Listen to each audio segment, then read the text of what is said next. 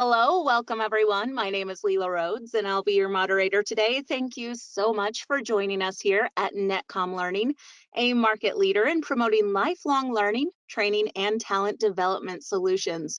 We are very excited to host today's webinar, Tips to Use Cyber Threat Intelligence to Defend Your Data. Presenting today's topic is Tom Updegrove.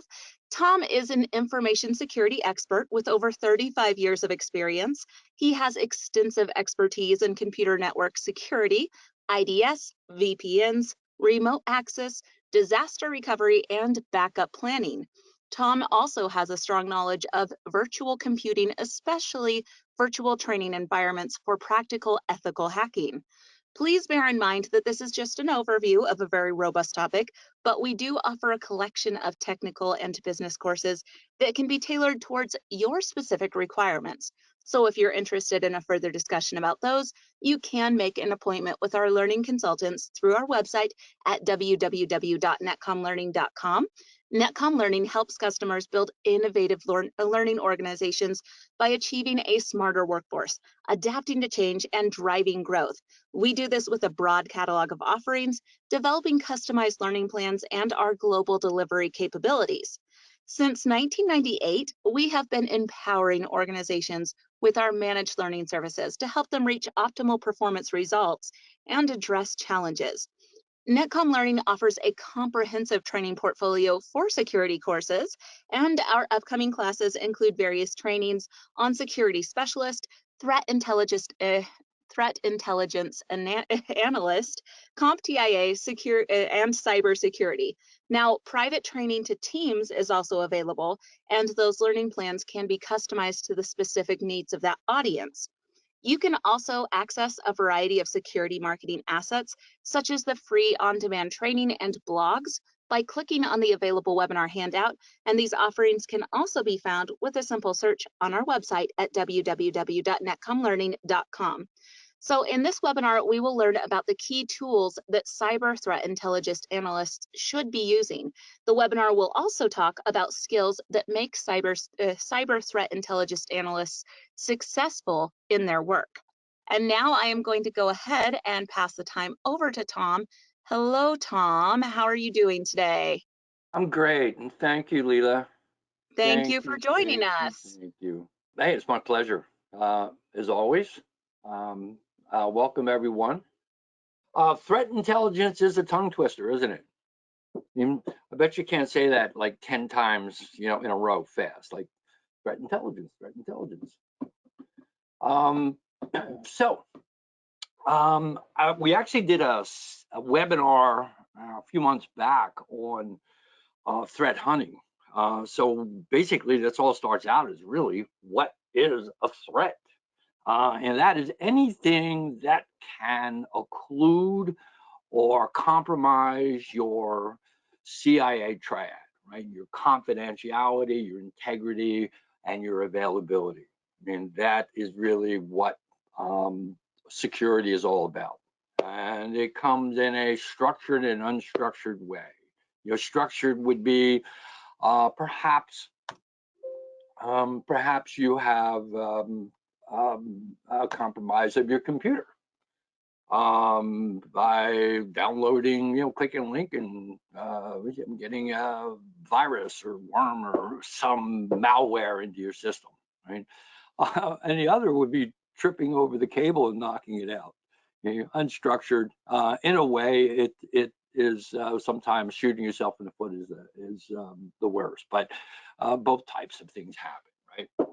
So, indeed, just to reiterate what Leela said, we look at some of the key tools, some of the skills in training that to do. It's only really recently that threat intelligence and threat analyst training has become available because it's becoming more and more popular. There are more and more platforms out there today, which means that there are more and more tools and more tools being developed every day. And as we move into the future, we're going to find that probably going to have more and more AI-based threat intelligence tools as well, because nobody can really track all this stuff themselves. Okay? But it really is a combination of human and machine learning type of information. Okay. So what is threat intelligence? As I said, the threat is anything that can compromise that. Threat intelligence is the gathering information on a global basis. We have sensors and cooperation amongst everyone is certainly interested in protecting networks. And the other side is interested in exploiting networks, okay? Whoever the other side is, right? And I suppose the world's always going to be this way. But we want to be able to find sources of threat intelligence that we can utilize to mitigate these events and these types of solar winds type events, that are all too often happening too frequent, in my own opinion. We want to learn every detail about the threat, where it came from, who produced it, how was it modified, how is it delivered, what kind of damage does it do, along with other traits as well. Yes. I was told always get some good graphics into the slide deck. Yeah. Firstly, I tend to be a visual learner. I love looking at graphs, and in terms of threat intelligence, I more prefer seeing dashboards that have different types of charts in there that you can be drilled into. And I'll talk a little bit later about what I like to use, Elasticsearch. But and of course it's important. That's why we're all here, right? It should help us detect existing, evolving, emerging threats, help predict future threat sources and future attack types simply by correlating events. It would be nice if we could really be able to pick off these kind of Pearl Harbor type events that do happen. It seems that we still haven't got that good at it. And with all of the intelligence that we have, I don't think there's any fix for stupidity and negligence, is there? Ideally, threat intelligence should help us and empower organizations to develop a more proactive way. So anything that we do in order to raise the bar, is a step in the right direction. Even we could move a little bit every day towards building defense in depth is a good day for us.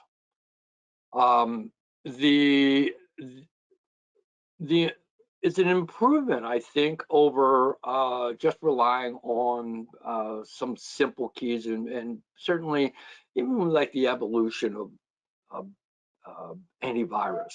In fact, I was in a discussion earlier this week about antivirus. And I say, hey, we don't call it antivirus anymore. We call it endpoint protection,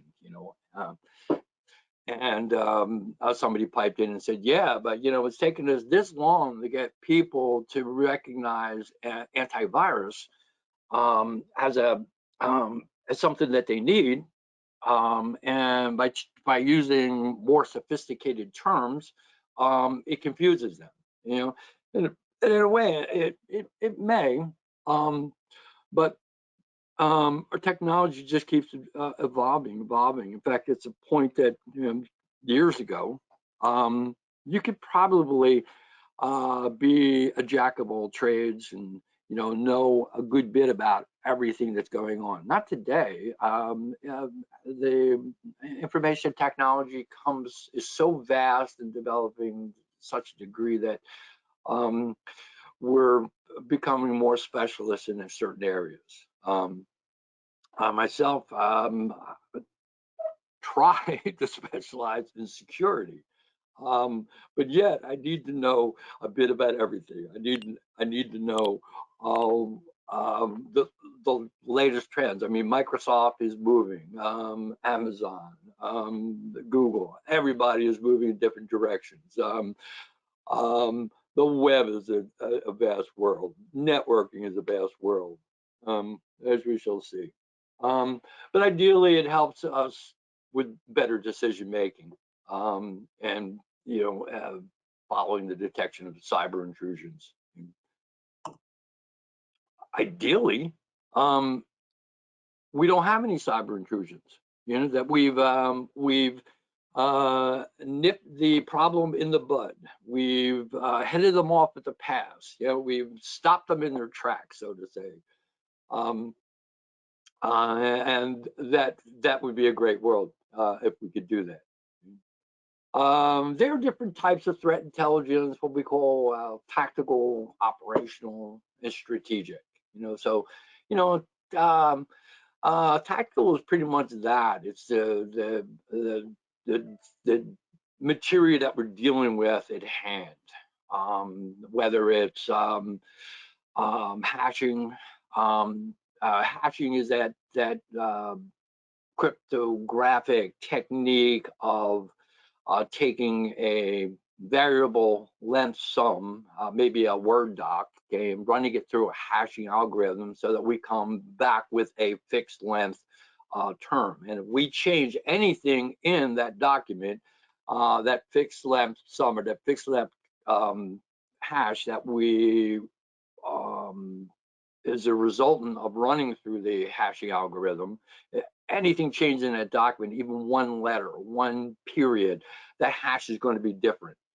So it's one of the ways that we can determine not only that we have solid integrity, but this is how when your antivirus does its updating and it gets its signatures down, those signatures are hashes themselves. Operational, so the details, the motivation. This is a great area, one that kind of interests myself, of sociology, right? Of cyber criminality. What drives the behavior and because it is an industry. It's a billion-dollar industry that for some it probably is the only source of income for these people. Not to say it's right, it's just the way it is. So yeah, what kind of tools and techniques are we going to use in the acquisition of threat intelligence and the application of it? Strategic, the long overreaching goals that we have in terms of cyber defense. Just another great graph on it. Again, tactical focus on performing malware analysis, enrichment. SOC analysts, SIM firewalls, these things fall into the tactical area, right? Operational. Again, the SOC analysts can fall in there, but then we have different levels of SOC analyst positions, right? There's going to be a level 1 and a level 2. Level 1 may spend really 5 minutes on going, is this threat something that we need to look at? Where level 2, we're going to go, I spend 5 hours on ferreting out, is there some actual potential there of disrupting our CA triad, or confidentiality, or integrity, our availability. And strategic, this is really, the stakeholders, and by the stakeholders, the C-level stakeholders, those involved in doing it. And we know that security is really needs to flow from the top down. You can't just go out and say we're going to really upgrade our entire platform because it needs the funding and budget for that, and that has to really flow down from the top. And so but important areas really in planning for next year. Some of the elements of threat intelligence, just evidence, and a lot of times we gather this really from watching what's happening on our networks. Evidence base is really more threat hunting, but there certainly are global sensors that are looking at the types of threats that are flowing in the internet today. And so those global sensors give us a much better idea of what's going on. And we need to, I mean, there needs to be some purpose or some utilitarian use of the technology that we're using. How does it help us? And I think looking at the utility gives us a better idea, say, of what expenditures or what kind of budgeting we should be doing. Okay? And the information that we get, can we actually make action on that? Is it, how valuable is it to us? I mean, if you're picking up that there is some type of say threat, to voice over internet, and you don't use it, certainly isn't actionable for you. Attribution, on the other hand, is a really tough area.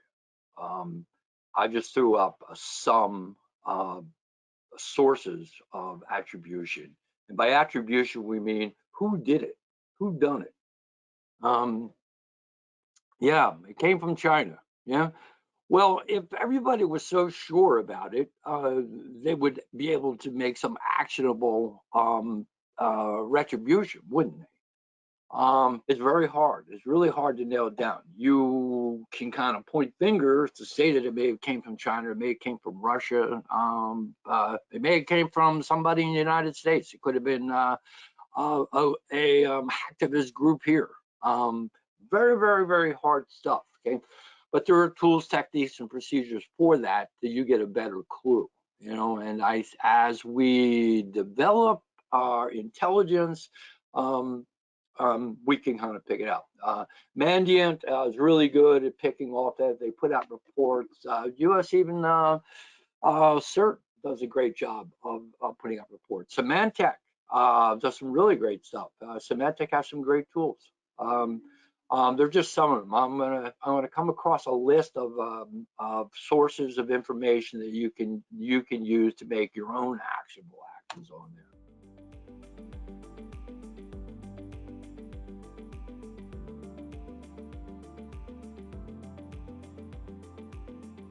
So we will go ahead and jump right into the questions. Our first question for you today, Tom, is pen testing the latest trend in network security? Pen testing? Yes. No, I don't think so at all. Pen testing has been around, 30 years.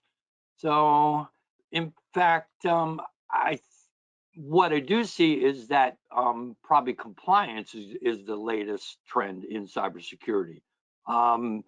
So compliance basically forces you to pen test. Pen testing. In fact, let me put it this way: that there's two areas that we deal with in evaluation of networks. One is vulnerability assessment, and the other is pen testing. What's the difference? A vulnerability assessment is basically an analysis of vulnerabilities in the network, cataloging them, categorizing them. Pen testing is then proving that those vulnerabilities actually exist and are true. A lot of times we get requests for pen tests, but when we actually say, well, this is what we're going to do, and it could cause some disruption of the network, one will come back and say, no, what we really want to know is how secure our network is. So sometimes it's a vulnerability assessment, but they're being driven by a number of factors, and the number one is compliance. For instance, I have a client that does business with the New York State Insurance Fund. They're required to have 2 vulnerability assessments a year and 1 pen test in order to do business. So they have to do that. And I think that what's going to happen as more municipalities and state governments require, as well as just for liability and insurance purposes, we're going to see that people have to adhere to certain standards. So you're going to see, yes, you're going to have a pen test or vulnerability assessment done. So that's my thought on it. Wonderful. Okay, let's see. Our next question is, what is the best source for threat intelligence? That's a good one. Because there are a number of, probably the better question might be, how do we evaluate threat intelligence? I certainly did put a list out there of what I thought were some of the better sources for it. But what we do find is that numbers of companies now are pooling their information, so that gathering information from one is just as good as getting it from another, and it might be a matter of what your subscription cost would be, what your coverage for that would be. Myself, I tend to lean towards Bright Cloud, which is WebRoot source. I tend to utilize their API, but that's my personal choice. Our next question is, how can I use threat intelligence for a small network? By using some type of a platform. Again, I said that I use Bright Cloud, which is WebRoot's tool, but I also will roll out a WebRoot endpoint agent that then draws upon that. So what makes endpoint protection a little different than an antivirus is that if one of my clients becomes infected, I'm the first to know. Our SOC is the first place to know. We get an alert. So and so, in Boise, Idaho, got infected with a Trojan. So the difference is that normally the antivirus would download the signature file to the agent on the machine. That takes time to do and to scan. More next generation antivirus or endpoint will actually do all the management in the cloud. If something happens, it compares it to the threat intelligence that it keeps there. So I don't have to download this huge database. I simply have to take a hash of that activity that's going on my machine and compare it to what it is in the database in the cloud. So I would use something along that. Symantec has great stuff. A Bitdefender, Carbon Black, they're all great. What you want to look for is something that's cloud-based, and that would give you really the same thing that the big companies are using. Our next question that we have is, are there cloud-based threat intelligence, sorry, let me read that correctly. Are there cloud-based threat intelligence platforms? Yes, as I mentioned, something like Bright Cloud, it certainly is that. Bitdefender, Carbon Black. In fact, you would rather be able to draw from something like it because the ability for them to compile, if something happened, on the other side of the globe, is added to that threat database right away. So it's one of the advantages I think today of utilizing cloud-based services. Of course, hopefully, the downside to using cloud-based services is as they become infected. Say, we take the instance with SolarWinds hack. These hacks happen because of the cloud-based services that were compromised. So we want to make sure that our cloud-based threat intelligence is true, as conforms to the CIA triad, right? The confidentiality, integrity, and availability that we need. And so that's my thought about that, Leela. Wonderful. Okay, and it looks like we've got about one more question here, and then we will wrap up. So, does threat intelligence utilize AI? Yes, it should. In fact, if it doesn't, um, I think we're going to be at a loss, because certainly the hackers are using AI. I can kind of conclude with a short story.